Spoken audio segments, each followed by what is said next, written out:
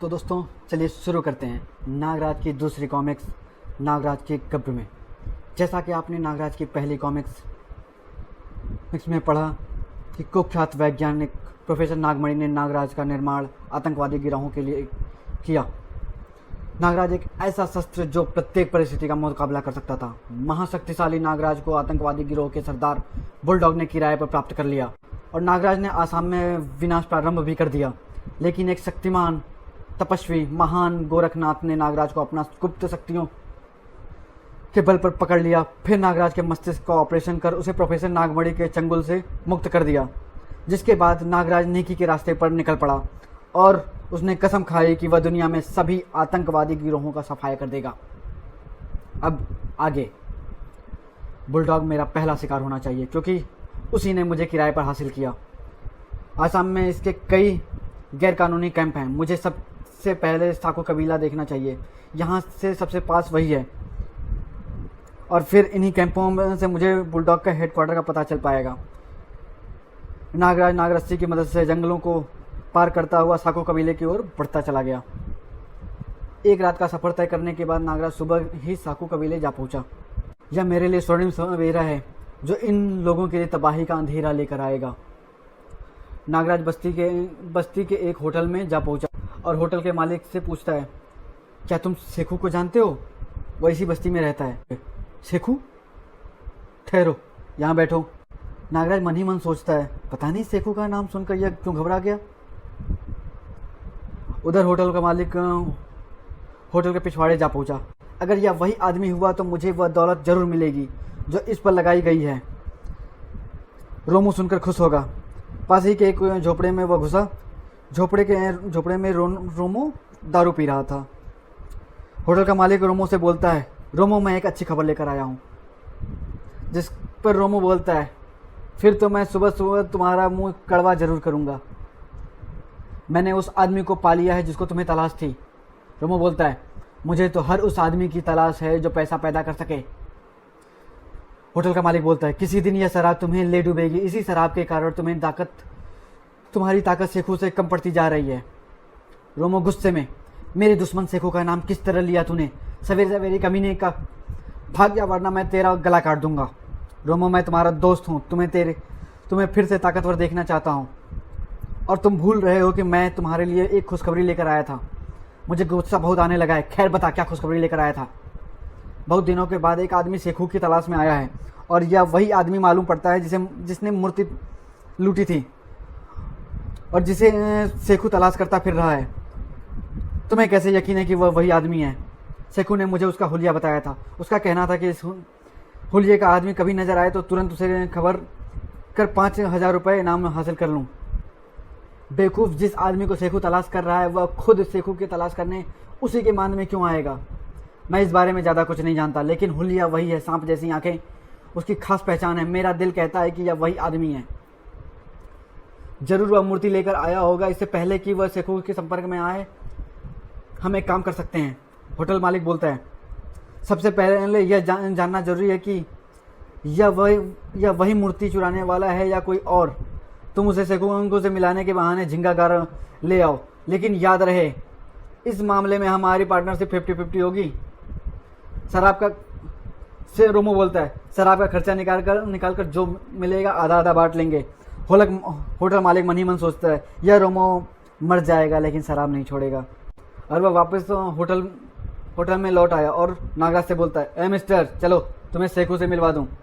नागराज, चलो। सचमुच वही है, बिल्कुल यही हुलिया बताया था शेखू ने। अब तुम इस गार में उतर जाओ, मुझे यहीं से वापस लौटना है। धन्यवाद दोस्त, तुमने मुझे यहाँ तक का रास्ता दिखाया। होटल मालिक रोमो से बोलता है, रोमो यह झिंगागार में उतर चुका है और वह 100% वही आदमी, उसका नाम नागराज है। अब तुम होटल पर मेरा इंतजार करो। शेखू रोमो बोलता है। रोमो मन ही मन सोचता है, सबसे पहले मुझे इस गार का रास्ता बंद करना होगा, फिर चोर रास्ते से अंदर जाऊंगा। मेरा बेवकूफ़ दोस्त कालू कहता था कि शराब में मेरी ताकत छीन ली है, लेकिन अब भी मैं इन चट्टानों को उठा सकता हूँ। अगर मेरा बेवकूफ़ दोस्त मुझे चट्टान उठाते देख लेता तो शायद गश्त खाकर बेहोश हो जाता। और रोमो एक पतली दरार से अंदर घुसता है और सोचता है, यह पतली दरार अपने शरीर की मांसपेशियों को सिकोड़ने की कला है, जिसे आती वो वही ऐसे चोर दरवाजे पार कर सकता है। घर में नागराज, नागराज, क्या तुम मेरी आवाज़ सुन रहे हो? अगर मेरी आवाज़ सुन रहे हो तो जवाब दो। नागराज उधर से बोलता है, हाँ मैं तुम्हारी आवाज़ सुन रहा हूँ। उसकी आवाज़ तीसरे वाली गुफा से आ रही है। इस गार की आवाज़ का अनुमान सिर्फ मैं ही लगा सकता हूँ।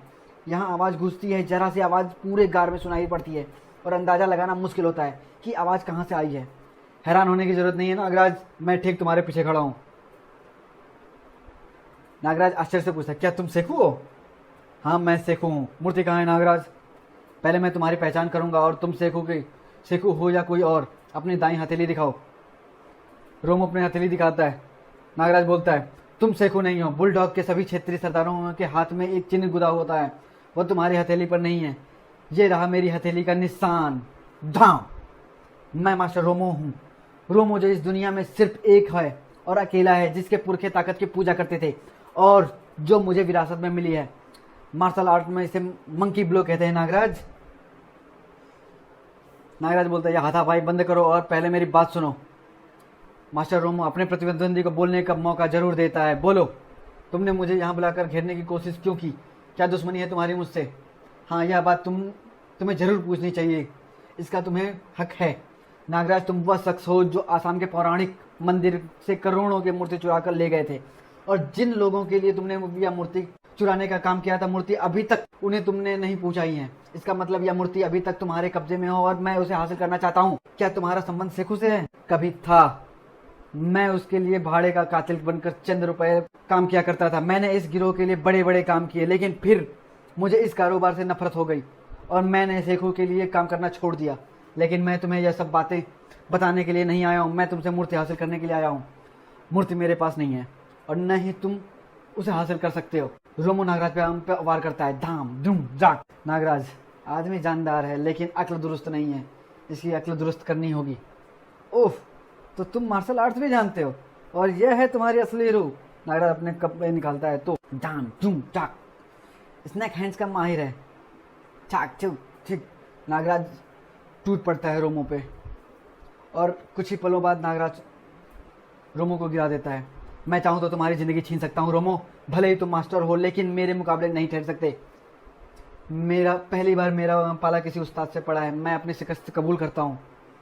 तुम चाहो तो मेरा ज़िंदगी छीन सकते हो क्योंकि मैंने तुम्हारे साथ बहुत बुरा सलूक किया है। झिंगागार में फंसा मेरा शिकार आज तक निकल नहीं पाया। तुम पहले व्यक्ति हो जिसकी शक्ति अपरंपार है। मैं तुम्हारी गुस्ताखी को माफ़ करता हूँ, लेकिन गिरोह के लोग इस गुस्ताखी की सज़ा मुझे ज़रूर देंगे। नागराज, मैं कुत्ते की मौत नहीं मरना चाहता, इसलिए बेहतर है कि तुम मेरा यहीं कत्ल कर दो।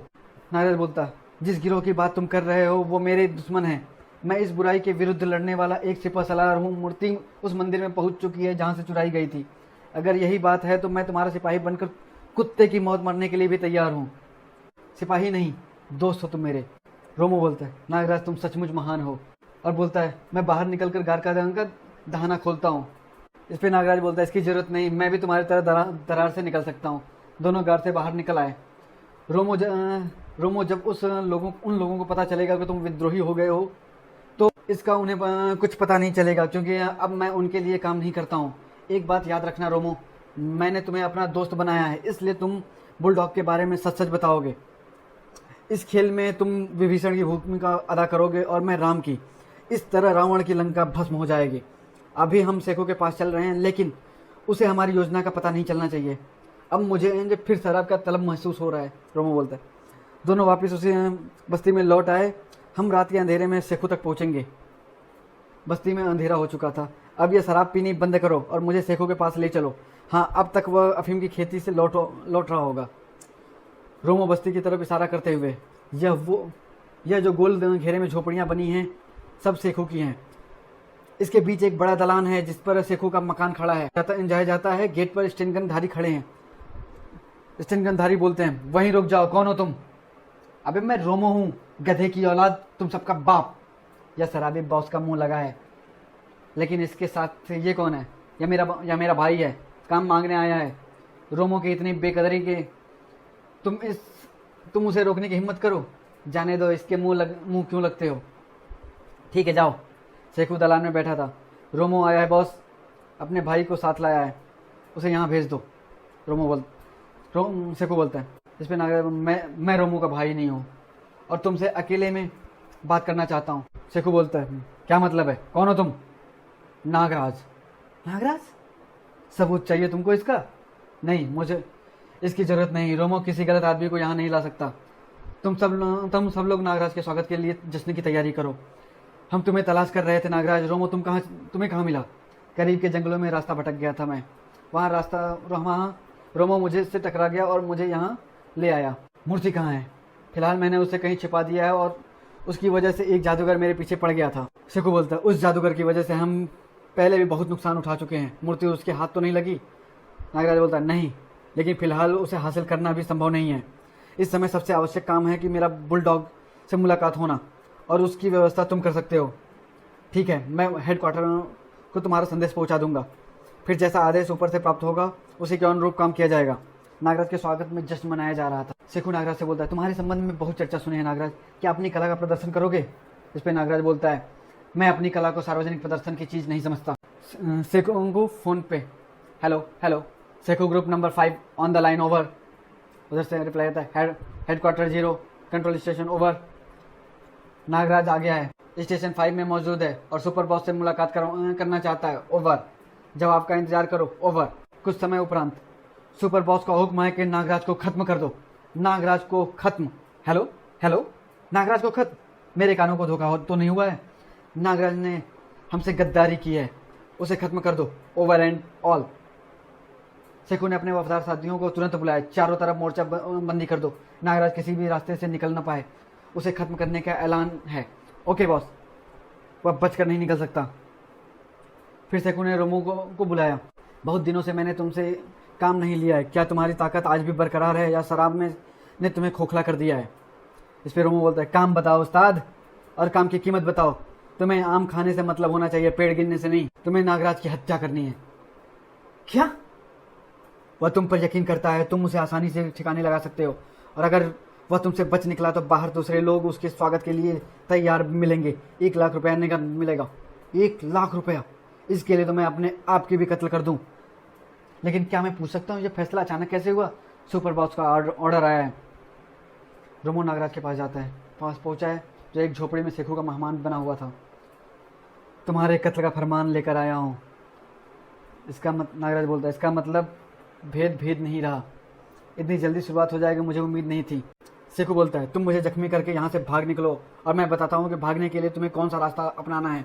नहीं रोमो, जिन लोगों को मालूम हो चुका है कि नागराज ने गद्दारी की है वे तुम्हारी गद्दारी से भी वाकिफ होंगे, इसलिए मैं तुम्हें साथ लेकर ही जाऊँगा। अगर उन्हें मेरी गद्दारी का पता चल गया था तो फिर उन्होंने मुझे तुम्हारे कत्ल के लिए एक मोटी रकम की पेशकश क्यों की? पीछे से आवाज़ आती है, इसका जवाब मैं तुम्हें दूंगा। ओह शेखू, तुम हमारी बातें सुन रहे थे? इस पर शेखू बोलता है, मैं अपने कमरे से बैठकर भी तुम्हारी बातें सुन सकता था। देखो इस गुलदस्ते में क्या है। गुलदस्ते में माइक्रोफोन लगा हुआ था। माइक्रोफोन मैंने कच्ची गोलियां नहीं खेली हैं। नागराज, आश्चर्य इस बात का है कि रोमो को तुमने अपने फरेब में कैसे फंसा लिया। शेखू बोलता है, डोंट मूव, मेरे साथ पक्के निशानेबाज हैं। मेरा ख्याल था कि 1 लाख के लालच में रोमो तुम्हारा कत्ल कर देगा या फिर तुम रोमो का कत्ल कर दोगे। फिर तुम में से एक रहेगा जिसे बाहर निकलते ही गोलियों से भून दिया जाएगा। लेकिन तुम तो कहते थे कि सुपर बॉस का हुक्म है। इस पर रोमो बोलता है, सुपर बॉस के हुक्म के बाद ही तो मुझे तुम्हारी गद्दारी का एहसास हो गया था। रोमो, बहरहाल अब दोनों मरने के लिए तैयार हो जाओ।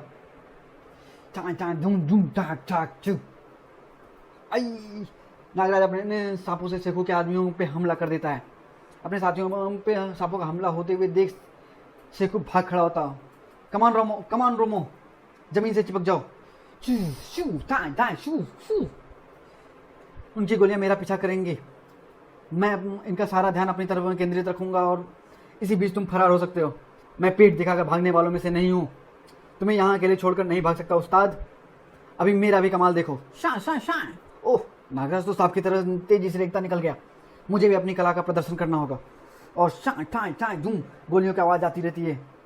इधर रोमो छप्पर फाड़ कर कूदा और उधर नागराज और नागराज के सांपों ने शेखू के आदमियों पे कहर बरसा रहे थे।